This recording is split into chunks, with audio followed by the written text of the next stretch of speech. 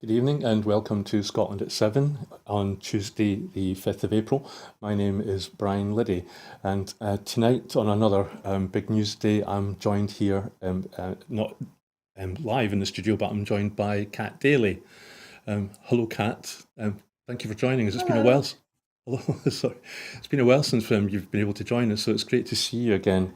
Um, and and you're okay, you were on recently. I missed that one. Sorry.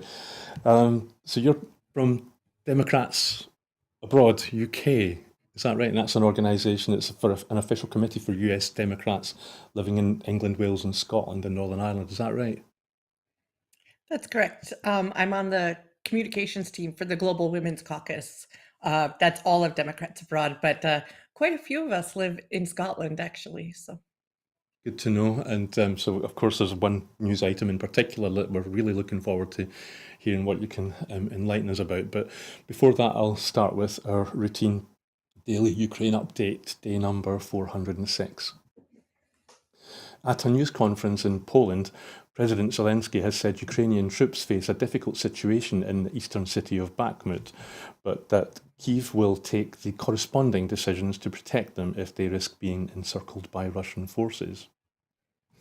President Zelensky and Ukraine's First Lady, Olena Zelensky, were welcomed in Warsaw with military honours, tributes and praise from Poland's President Andrzej Duda, who awarded Zelensky with Poland's oldest and highest civilian distinction, the Order of the White Eagle. Poland have said they will send 14 MiG-29 fighter jets to Ukraine.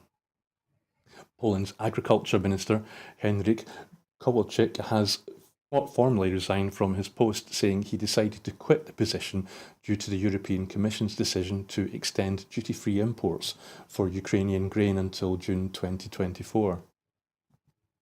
France's President Emmanuel Macron is in China with President of the European Commission, Ursula von der Leyen. Speaking to journalists, the French leader said anyone helping aggressor Russia in Ukraine would become an accomplice. President Putin has attended a ceremony at the Kremlin where he met the new ambassadors to Moscow and accepted their diplomatic credentials. Among the 17 new ambassadors attending the ceremony on Wednesday was Lynn Tracy, the US's new ambassador to Russia. The head of the International Atomic Energy Commission, the IAEA, Rafael Grossi, has met Russian officials in Kaliningrad for talks on the Moscow-held Zaporizhzhia nuclear power plant in southern Ukraine. 6 Leopard 2A4 tanks have been promised by Spain to the Ukraine, and they will leave Spain in the second half of April, Defence Minister Margarita Robles told state broadcaster TVE today. Washington unveiled $2.6 billion more in military assistance for the Ukrainian government on Tuesday, including 3 air surveillance radars, anti-tank rockets, and fuel trucks. Ukraine hopes to receive 2 more tranches worth £1.8 billion from the International Monetary Fund this year under its newly approved 4-year lending programme, Ukrainian central bank officials said on Tuesday. Ukraine received the first $2.7 billion tranche under the programme this week, part of a bigger $115 billion global package of support. The UK vetoed a UN webcast of an informal Security Council meeting on Ukraine on Wednesday, at which Russia's Commissioner for Children's Rights is due to speak. The International Criminal Court wants to arrest the Commissioner on war crime charges. And finally, Ivan Gershkovich, the Wall Street Journal reporter who was arrested and charged with espionage in Russia last week, met his lawyers for the first time on Tuesday, Editor-in-Chief Emma Tucker said in a message to staff. Kat, is there anything there, maybe just briefly, that caught your eye? No? I just kind of take in.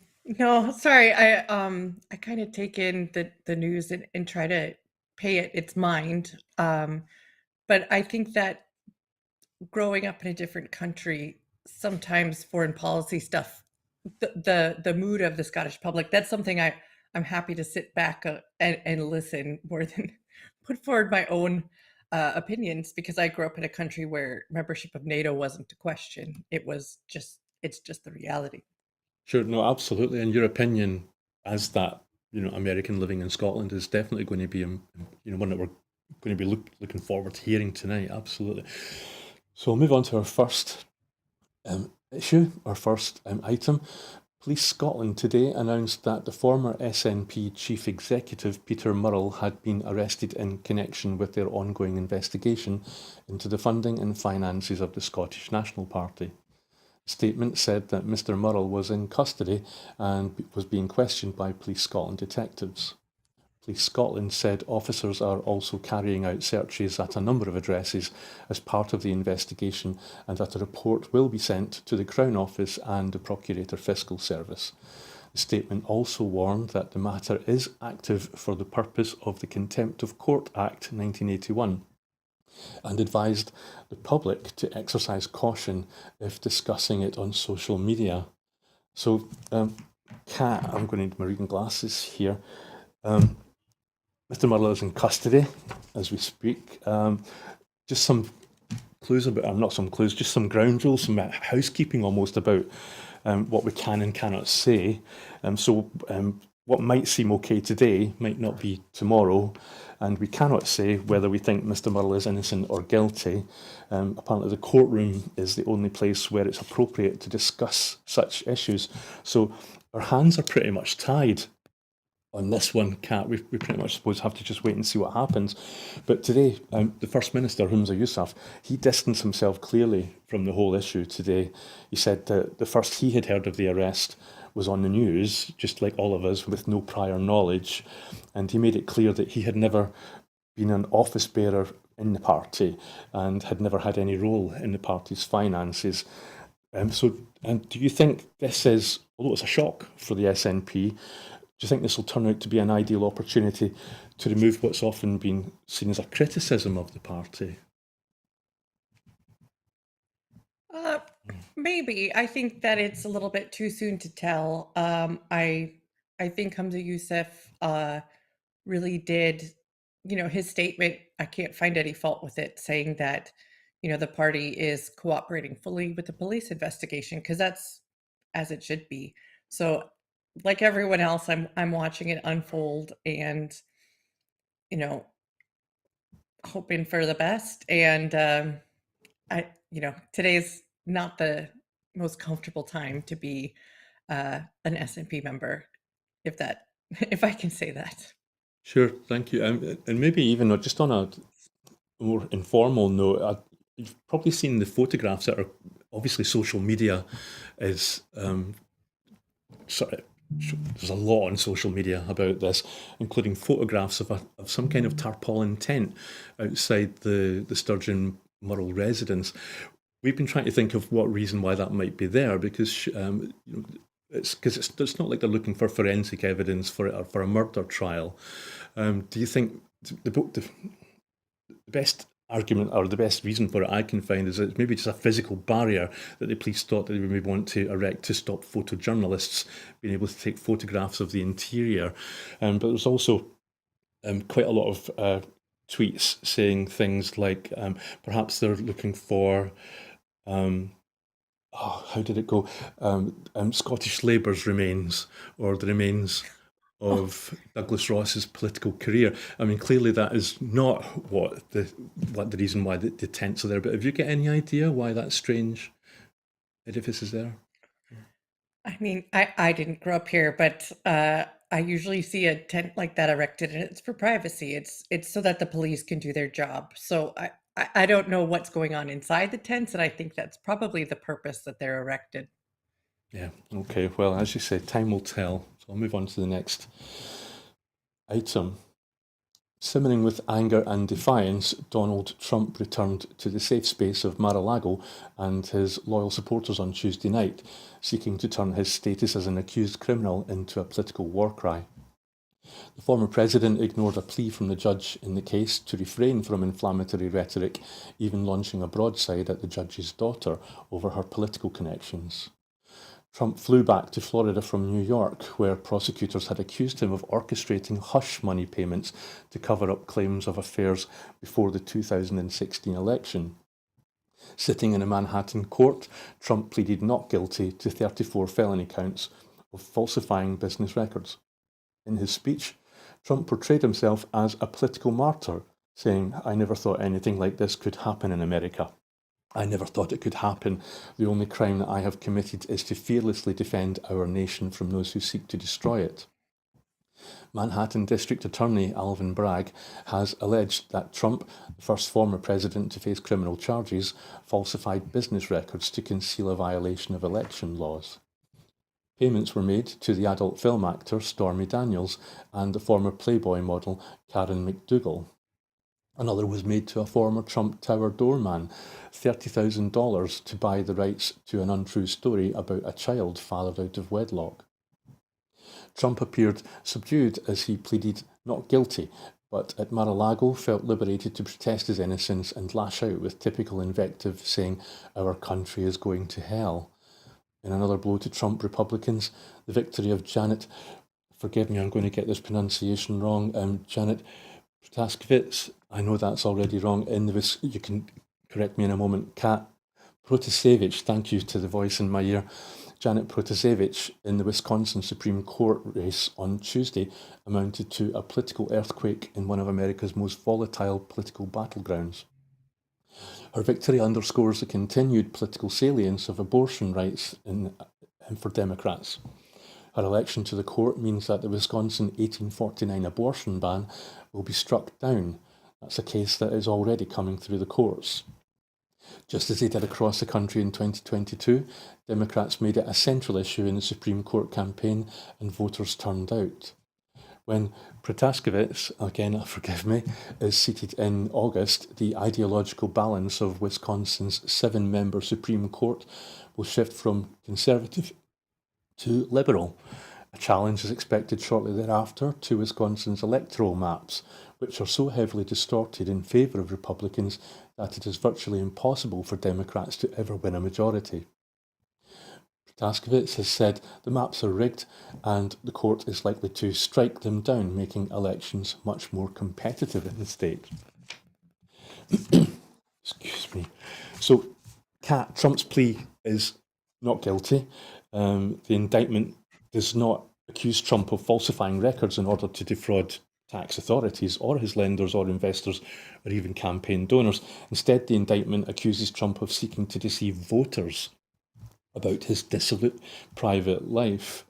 I suppose, and now the indictment has been published, some are saying that they're worried that there isn't enough in there to nail Trump. What do you think? Will Trump go to prison? And if he doesn't, what would the consequences be? I'm not willing to, I don't feel confident that he will go to prison over this. But one of the other things now that the indictment has been unsealed is there's a claim that Trump falsified records to commit a state tax crime, which, as I said on Friday, that's how they brought down the mob bosses. That's how they brought down Al Capone. So it's not that surprising that this is the claim. So all of the speculation that this is something that isn't a normal charge, I think this is a charge that is brought forward to renegade businessmen who don't deal fairly all the time. So I think that this puts him in a category of like not trying to take down a former president, trying to take down a dirty businessman, if that makes sense. This is a state charge, so I think it's quite telling that the president cannot grant a pardon for somebody who's been charged at a state level. That's for the governor of New York, which has been a Democrat for a very, very long time. He is facing an investigation in Georgia that would be the same level, and then he's facing two other federal criminal complaints. I'm not looking forward to the circus. I watched a bit of his speech at Mar-a-Lago, and I felt like I was transported back in time in a very, very bad way. Um, and one thing I can say is this may help him win the Republican nomination. We can't say for sure. The public is very, very polarized on this, but the difference is the general electorate in the US, independent voters, which makes up most of America, not register with one party or the other, and Democrats don't want this again. So there is a bit of hope there, I suppose, but we do have to. He is going to be in the headlines from now until who knows when, and I I don't look forward to it. Yeah, it is riveting. I must admit, and the second part of the item there was mainly concentrating on Wisconsin. Could you maybe say something? You're eminently qualified to maybe tell the viewers here in Scotland how important Wisconsin was in the previous presidential election, and also we're hearing the news. It's a state senate, isn't it? Not the national senate. So, sorry, I'll let you come in. Yeah, no problem. So I grew up in Wisconsin. I grew up just outside of Milwaukee. Milwaukee is famously the city that has had three socialist mayors, which is quite rare in America. We're very proud of that. It also is the state infamous for having the McCarthy as a senator representing us. So we have a mixed history, and Wisconsin has been a swing state my entire life. Um, Even though it might have trends in one way or the other, it is always ready to flip, if that makes sense. This is about the state Supreme Court, not the state Senate. The state legislature is a state election, but the state Supreme Court is really important when you're looking at election challenges and things like that. So this not only was Janet Prosevich. Now I don't know if I said her name right. She was very clearly a liberal in favor of the rule of law when it came to election challenges, but also very skeptical of or critical of gerrymandering that saw very unfair redistricting in Wisconsin, and she's very much in favor of abortion. So the campaign was quite strange. It is. I still find it distasteful to have judges campaigning or to have to vote on judges. I'm not sure that I agree with that as a concept, because popular opinion maybe you shouldn't choose the experts in the rule of law.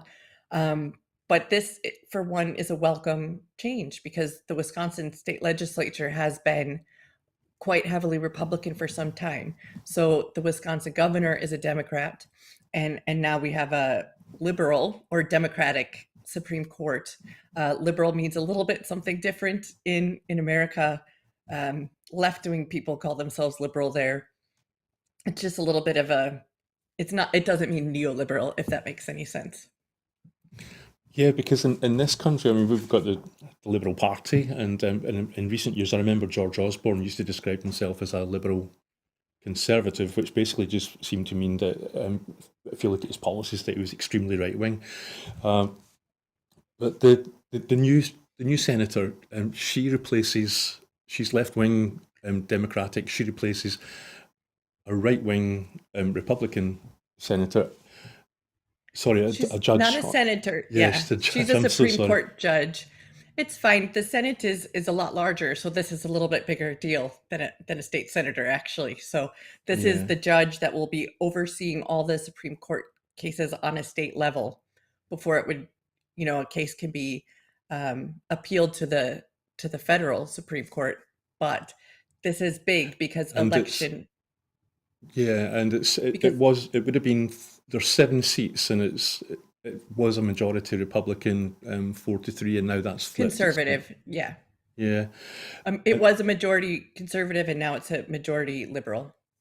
and if you look at how important Wisconsin was in the previous presidential election, so then you get an idea of how important it could be in the upcoming presidential election, whether Trump's in there or not. In terms of vote Yeah, rigging, the vote for president is bound to be close to 50-50 in Wisconsin. It almost always is. okay. Um, yeah, and what about this idea about boundaries and gerrymandering? Uh, is is that really an issue?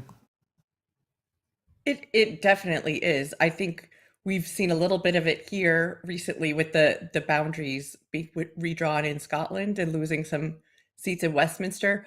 But America is has a long history of gerrymandering, unfortunately, where um, there's districts that are drawn that look like the state of Florida inside a rectangular state. There's all sorts of stuff that where the lawmakers at the time will try to make it a safe seat for one party or the other. And the Republicans have been in charge of the legislature for a long time.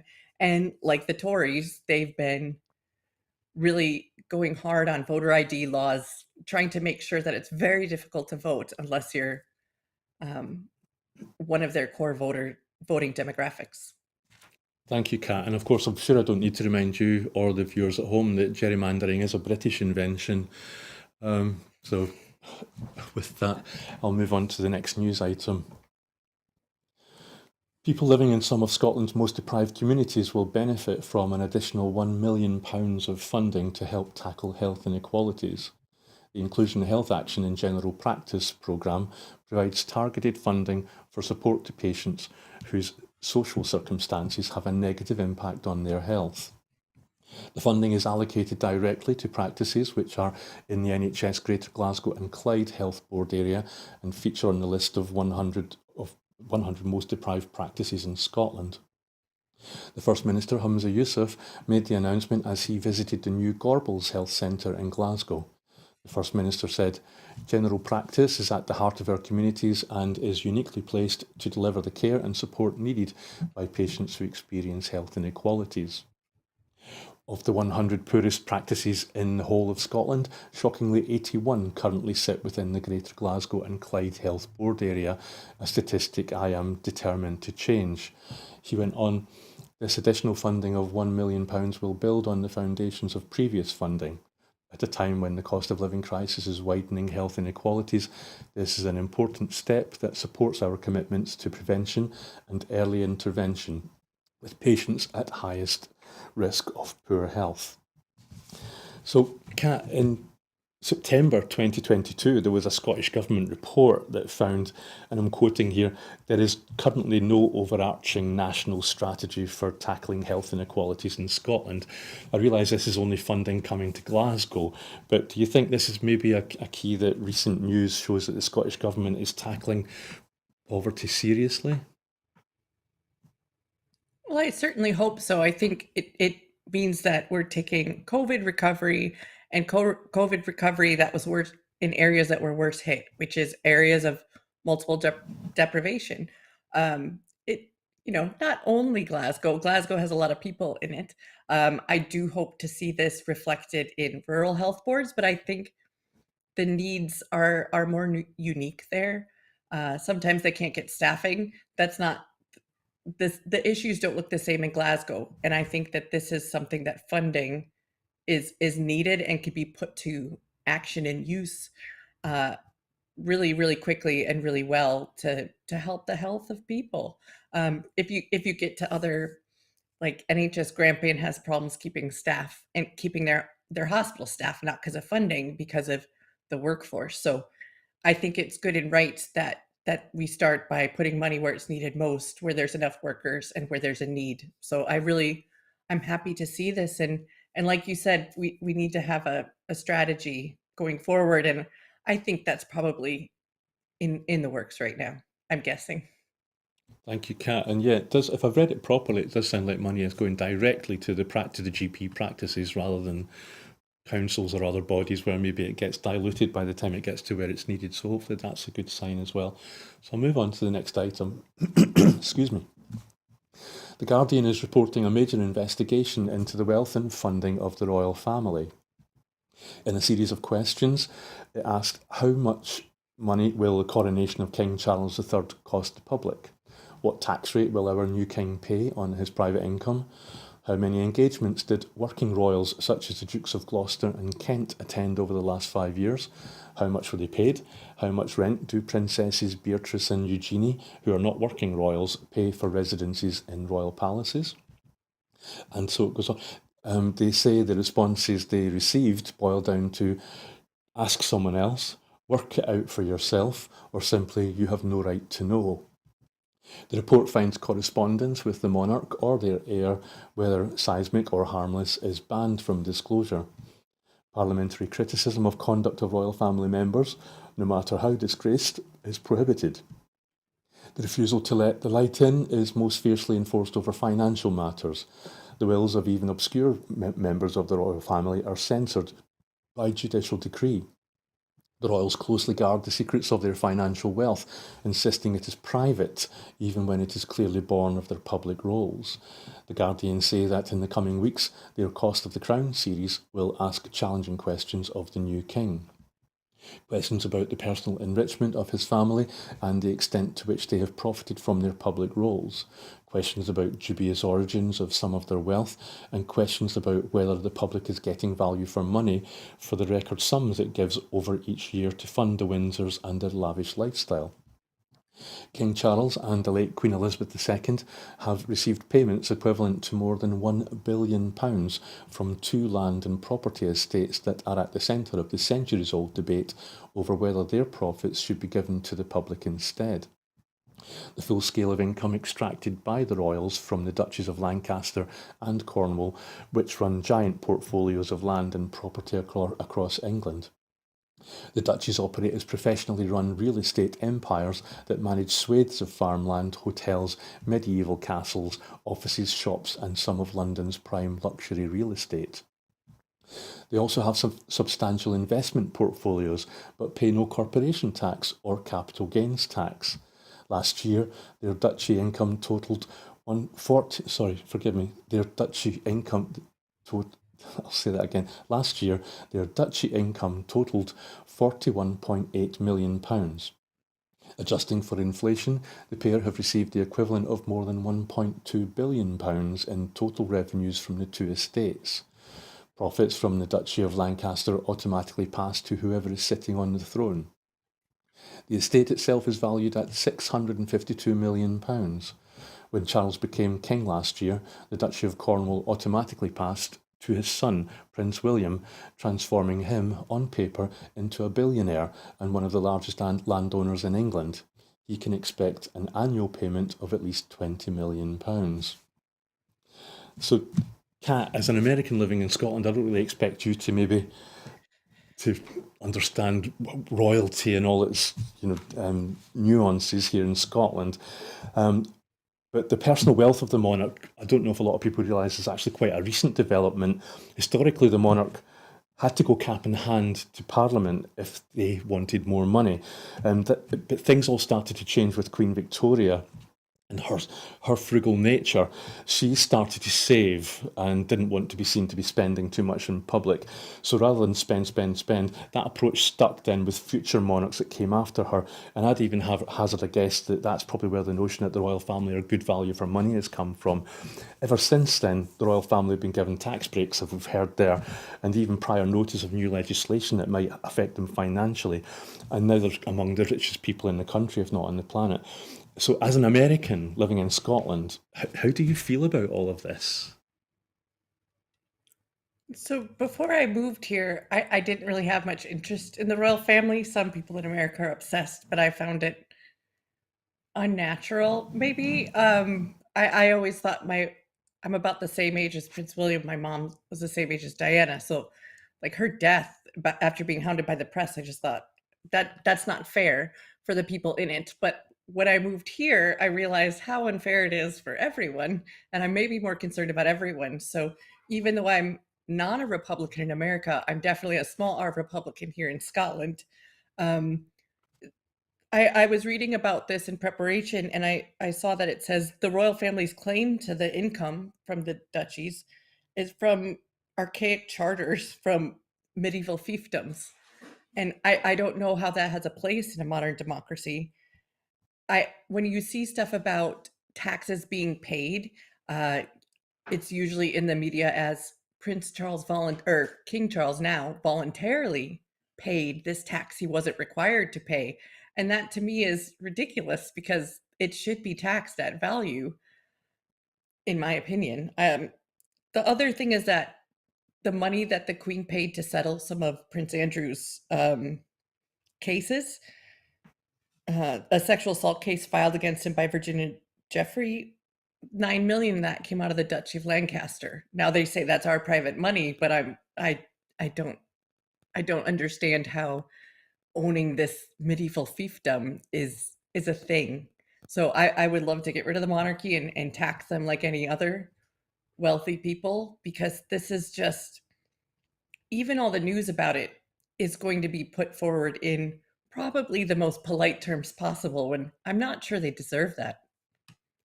It's a salient point you make about Prince Andrew, otherwise known as Andrew Windsor. Recently, there have been reports about child grooming gangs, mostly in England, and Suella Braverman claiming that they're mostly men of Pakistani origin. And yet, the government's own report has outlined that colour really isn't an issue when it comes to child grooming.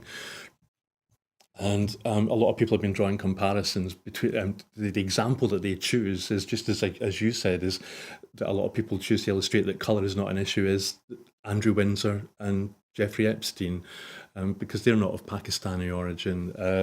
And I think it's also interesting that when Andrew, sorry, I'm talking too much, but when Andrew was interviewed by, oh, her name has just dropped, The BBC. by the BBC in Buckingham Palace. And so Emily Maitlis, yeah, thank you again, the voice in my ear.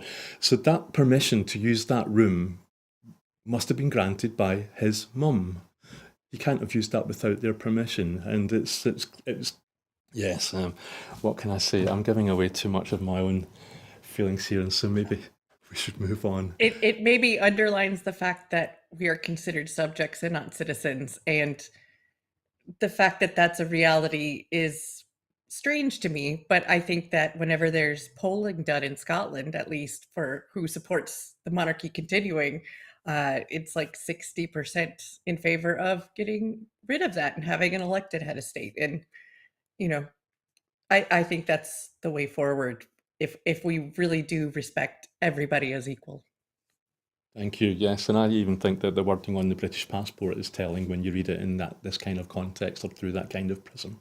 So moving on. Excuse me again. The Home Office has confirmed its plans to house about 500 asylum seekers and refugees on a giant barge off the Dorset coast, despite opposition from the local council and the Conservative MP. In a statement, the Home Office said the Bibby Stockholm is to be berthed in Portland Port, would accommodate single men in basic and functional accommodation, and healthcare would be cheaper than housing them in hotels. The Home Office was exploring the use of further vessels to accommodate migrants, it added. The decision was widely expected, but held up while officials negotiated the use of the Barbados registered barge. It's likely to prompt anger within Dorset Council and from Richard Drax, the Conservative MP for South Dorset. The 91-metre-long Bibby Stockholm is operated by Liverpool-based Bibby Marine and will be operational for at least 18 months and remain berthed in the port during that time. The vessel is listed as having accommodation for 440 people in 220 cabins. So, Kat, I don't know if you caught Yvette Cooper last week in Westminster. The Labour MP tore strips off Robert Jenrick last week on just this issue. She accused the Immigration Minister of being sent around the country with a copy of Waterways Weekly trying to find barges. So that worked out well then. He did seem to manage to track down at least one. And there's a literary reference here that I'd maybe like also to highlight. In Dickens' Great Expectations, the main character, Pip, meets Magwitch, who is an escaped convict from a barge moored just off the coast where the novel's set. So this is not only a Victorian policy, it's also literally seems to be a Dickensian one. So is it fair to say that the Tories in Westminster want us to truly go back to British Victorian values? Well, I think they would love that. I think that human rights are seen as an inconvenience to them, and anything that they can build their own or the government's wealth is what they're looking for.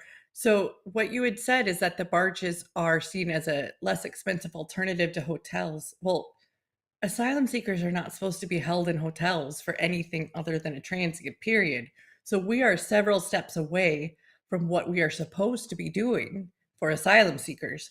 And it said 500 single men on a barge that's supposed to only house 430 something. I don't think that this is Ukrainian refugees. I've been looking and it didn't really say, but I think that it was more families or not single men coming from Ukraine. Um, so that's another thing is it's kind of separating out other asylum seekers that aren't from Europe. The other thing is that when these barges are put up, I think I saw something about there'll be general medical facilities, but a lot of these people they need NHS facilities, they need specialist care, they need legal advice. I don't see the Tories providing it for them, and it's really worrying. It's just another step down this road that we're going down to disrespect human rights for everybody except for those who are already privileged. Thank you, Kat. And I suspect you might also be right about whether these are includes Ukrainian refugees or not, because as far as I know, the Ukrainian refugees, they've mostly been accommodated in luxury liners. Yeah, these will be the small boats, uh, asylum seekers, I would suspect. But And it's really important that, the plan and where these asylum seekers and refugees are supposed to go are in local authority housing so that they have neighbors, so that they have a community, so they can recover from having to flee their own country. This is just dehumanizing and a horror story that unfortunately this is going to be the legacy of the UK for quite some time moving forward. yes, thank you, Kat. So the next item is the UK spent more than three times its overseas aid budget on housing refugees in Britain than on helping to alleviate poverty in Africa in 2022, figures from the Foreign, Commonwealth and Development Office show.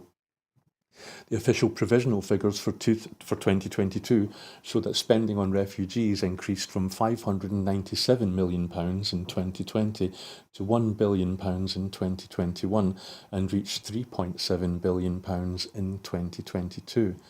No other major country in the world is cutting its mainstream aid budget to cover the cost of housing refugees in this way, said the aid campaign group Bond. Over the same period as the rise in Home Office spend from the aid budget, the FCDO bilateral aid to Africa has fallen from £2.3 billion in 2020 to £1.7 billion in 2021, and then down to £1.1 billion in 2022, the figures published on Wednesday show. Bilateral aid to Asia has also fallen by £127 million to £938 million in 2022. The figures show the Home Office and the Department for Levelling Up, Housing and Communities are spending 29% of the total aid budget, that's up from about 10% last year, largely due to their inability to control the cost of housing more than 200,000 asylum and refugee claimants, primarily from Ukraine and Afghanistan. Last month, the Home Office was using more than 386 hotels to house these refugees. So, Kat, this very much chimes with the previous item. Christian Aid tweeted today that today's figures provide a further stark reminder that this is a government robbing Peter to pay Paul. As clear as day, the UK's already depleted aid pot continues to be raided by other government departments. I'm just wondering, do you think would it be more effective that rather than these really quite small sums, really, but still going down and down, would it be more effective if big banks maybe cancelled debt for these countries, or could it even be seen as some kind of financial? If that was to happen, if banks were to cancel these countries' debt, could that even be seen as some kind of financial reparation for human trafficking during the slave trade? I'm sorry for going off track a bit there, but what do you think? I'm not sure I can comment on that because it's very different from asking a bank that's, whether it's public shareholder money or private money, that's different from taxpayer and state money, I suppose. So I look maybe both. That would be great. But when you look at the figures of how much the UK is spending on refugees and asylum seekers, I think it's important to point out that they have corporations running this.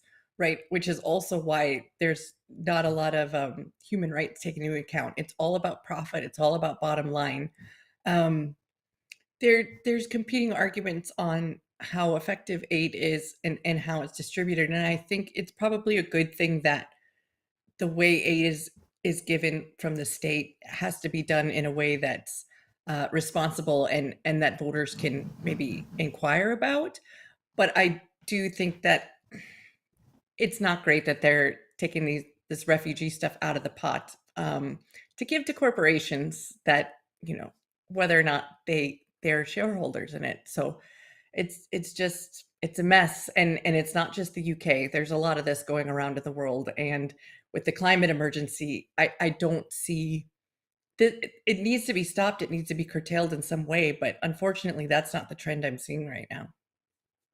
Thank you. Thank you for keeping me on track and on point. It's also, but yeah, it's a good point you make about climate change. Absolutely, I think that's central to this.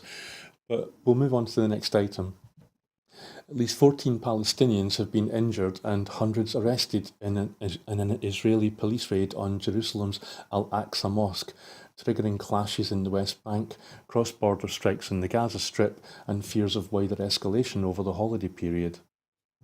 The violence in the early hours of Wednesday, during the Muslim holy month of Ramadan and on the eve of the Jewish Passover holiday, comes after a year of spiralling bloodshed in the Israeli-Palestinian conflict.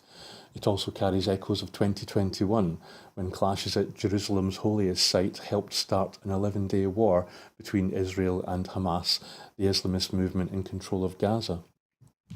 Israeli police said in a statement that security units were forced to enter a prayer hall in the Temple Mount compound, known to Muslims as Al-Haram al-Sharif, after they called masked agitators barricading themselves into the mosque after nightly Ramadan prayers, in violation of an agreement ahead of the holy month that worshippers would not be allowed to stay in the house of prayer overnight. Muslim worshippers often spend the night in the mosque compound during Ramadan. On Wednesday, there were particular fears that Jewish visitors from an ultra-nationalist group would attempt to carry out a traditional Passover sacrifice in the area, upsetting the sensitive religious status quo. Israeli police have entered nightly to evict the worshippers since Ramadan began on the 21st of March, stirring tensions with young Palestinians who demand the right to pray at the holy site until dawn. Under a long-standing compromise, which Israel claims it is dedicated to upholding, non-Muslims are allowed to visit but not pray at the site, and any perceived attempt to alter the arrangement acts as a lightning rod for violence. In recent years, Jewish visitors have increasingly prayed more or less openly in the compound, sometimes under police protection. So Kat, when you look at this together with recent footage that's been coming out of Israel and Palestine about the treatment of Palestinians by Israeli troops, when you look at maps of the region, recent maps, and see how much of the previous Palestinian territories have been taken over by Israel, do you think that we will ever see a viable two-state solution, or is it maybe too late? I'm not sure if two-state solution is the question anymore. Obviously, the coalition government of Israel did not last very long, but I know that there are other solutions besides the two-state solution for peace. But I can't be quoted on it. I don't recall enough to explain them right here. But I do think it's sad that almost every Ramadan now, you just wait for something to happen. And I can't see this happening in in a Christian country. I can't see like arrest and an attack made in Westminster Cathedral before the coronation or something. Like I can't see that happening. Not that the coronation's a Ramadan, but it is just it hits to the heart of just the different layers of human rights abuses. Like there's freedom of religion for everyone. There should be. Um, and that's a human right, but it's not often respected. I I can't express my solidarity with Palestinians enough. And I hate to see the situation that they're in, and I don't have any answers on how that will be remedied moving forward. Yeah, and it's hard to watch, when you see the Israeli military, which look as if they have physiques of bodybuilders tackling women and children. But we'll see how things develop. Move on to the next item. Latest statistics from Glasgow Caledonian University show a rise in visits to Scottish tourist attractions in 2022. On a visit to see the renovation project at Inverness Castle, which has been part funded by the Scottish Government, Minister for Small Business Richard Lochhead said, "These latest figures are very positive and show the resilience of the tourism sector as it recovers from a global pandemic and other challenges such as ongoing staff shortages as a result of Brexit." He went on to say the tourism and hospitality sector plays a crucial role in the contribution of a well-being economy by creating jobs and sustaining communities. I am meeting local tourism leaders today to discuss how the Scottish Government can continue to work with the sector to ensure that we deliver on the aims of our National Tourism Strategy, Scotland Outlook 2030, and the wider aims of the National Strategy for Economic Transformation. So, Kat, I'm a little bit cautious about this one. It's our second and final good news story of the evening. It's not our final story, it's our final good news story of the evening. The item mentioned that Brexit is a factor in this, about how the UK voted to make it harder for British citizens to leave the country. We've seen the recent queues at Dover due to lengthy passport checks. The pandemic has often been cited as an issue for the sector, but if you're eating your tea, I'm really sorry, but there is a third, less obvious contributing factor, perhaps. Here in Scotland, water is nationalised. In England, it's privatised, and Westminster is currently passing legislation which allows water companies in England to pump raw human effluent directly into rivers and seas at beaches.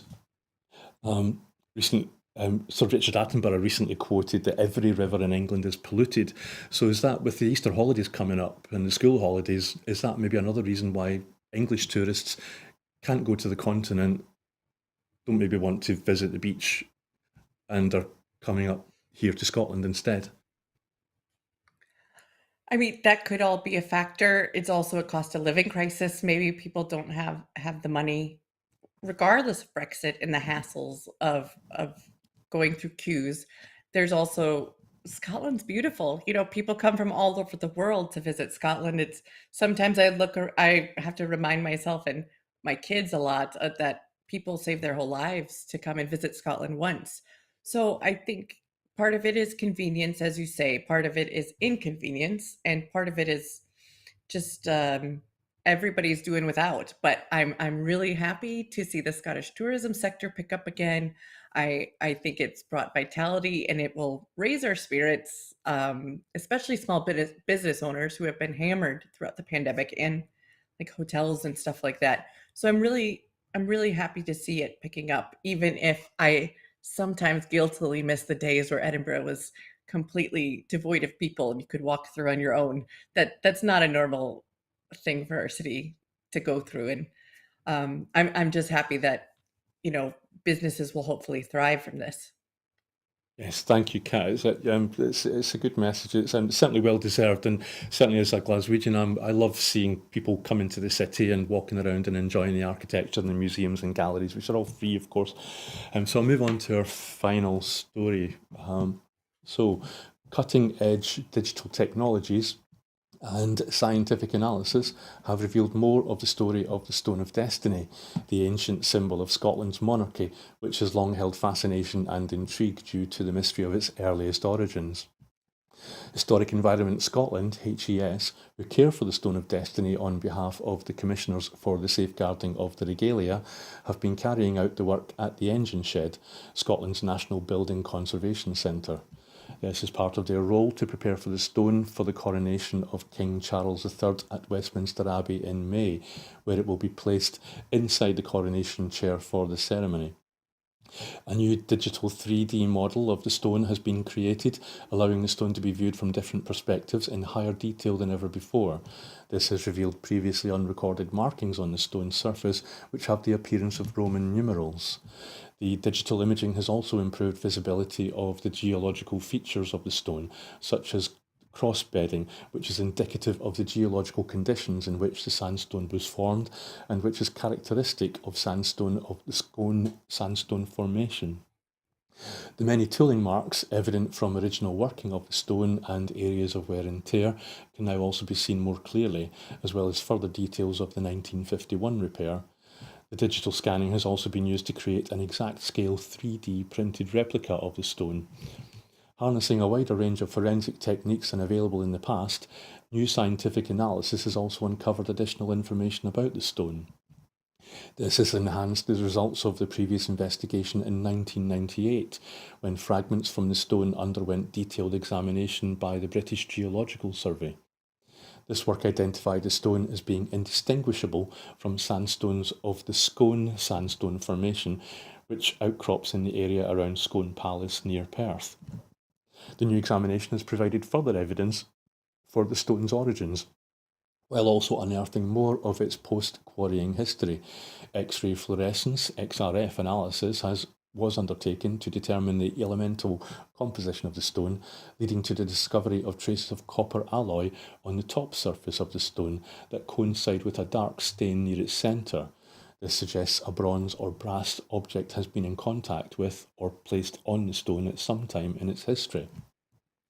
Microscopic traces of gypsum plaster were also found to be present, infilling pores in the sandstone at various places around the stone, possibly traces of a plaster cast that was taken some time in the past.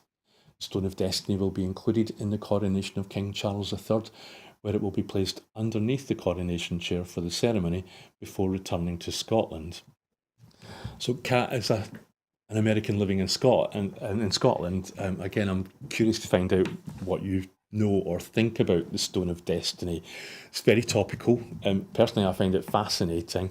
Legend has it that the stone is the actual pillow that Jacob used when he dreamt of the ladder going up into heaven, so it's biblical in that sense. That's I what. didn't know that happened in Perth. Well, I it didn't would know that seem. happened in Perth. Yeah, it would seem now that it is Scottish, but that's what people believed and that's what was said. I read somewhere, but I couldn't find a trace of it today, that it was given to Scotland. It found its way from the Middle East to Scotland by Cleopatra, but who knows? Certainly, we know that it was stolen by King Edward I of England in 1296 as a spoil of war, and the very fact that every monarch who is about to be crowned sits on it, literally, it's an act of subjugation, basically. And it's going back to Westminster next month, as we heard, for the next monarch to sit on.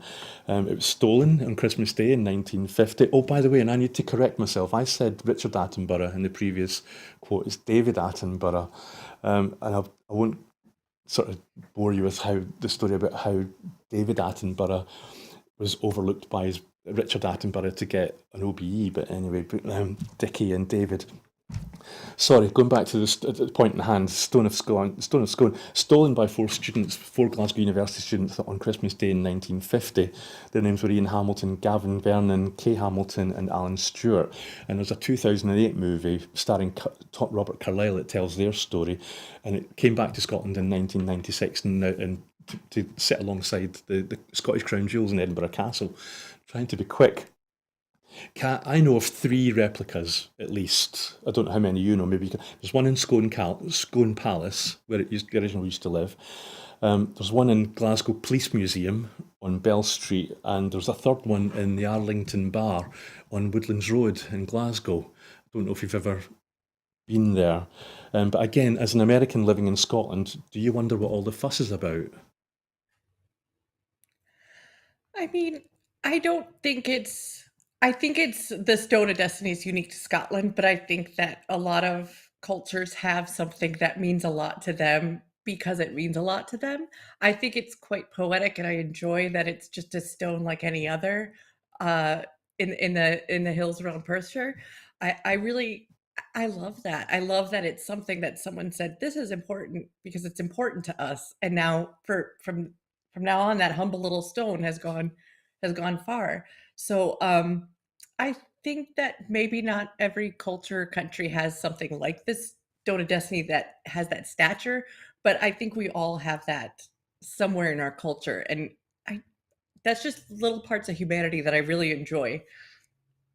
Yeah, and I don't think we made it clear that the reason it's important to Scotland historically is because, and the reason Edward took it, I would hazard to guess, is because it's the stone that Scottish kings and monarchs would have sat on when they were being crowned King of Scotland, and King of Scots rather than King of Scotland. But it's also just interesting. Ash Reagan, one of her points in her recent campaign for the leadership election race, she said that if she was to win, that she would stop the stone going to Westminster for the upcoming monarchy. What do you think of that?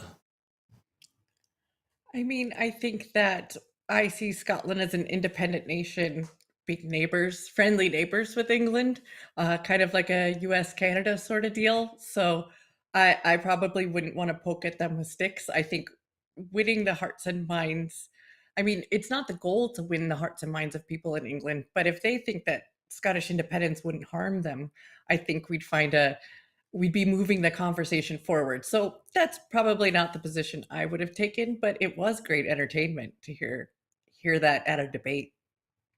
Yeah, it was for me. It's interesting because it seems to be coming from England and from Westminster and from the monarchy that they cannot crown the next monarch without our stone. It's kind of Oh integral, no. and so that's kind of, for me, that's quite an interesting an irony, I suppose. But yes, and the voice in my ear is saying they don't sit on the stone. That's true. It's embedded within the throne. And I'll just sort of say that at the moment they've just uncovered the Cosmati pavement at Westminster, which is an incredibly rare opportunity. It's just where the coronation is going to take place. You'll see this incredibly ornate medieval inlaid stone with circles, and a lot of scholarship has gone into what these circles mean. But that's an Italian pavement that was put in place there by the Cosmati brothers when Westminster was being completed, and the coronation throne would usually sit on top of that. Anyway, I'm going to stop and let everybody get back to their daily lives, including you, Kat. Thank you for your patience with me and your forbearance, and so hopefully we'll maybe see you again soon. Of course. Thanks for having me. No, thank you. So that's it for this evening. But before I go, I just want to remind you that here at Broadcasting Scotland, we depend on the generosity of our supporters. So to everyone who has donated and to everyone who has signed up to make a regular monthly payment, we thank you very much. You know that our programmes will always be free to view. However, if you can afford £5 a month, please do consider becoming a Broadcasting Scotland supporter. We have set ourselves a target of adding 10,000 new subscribers to enable us to employ staff to make more programmes. So that's it. Good night, and thank you for watching.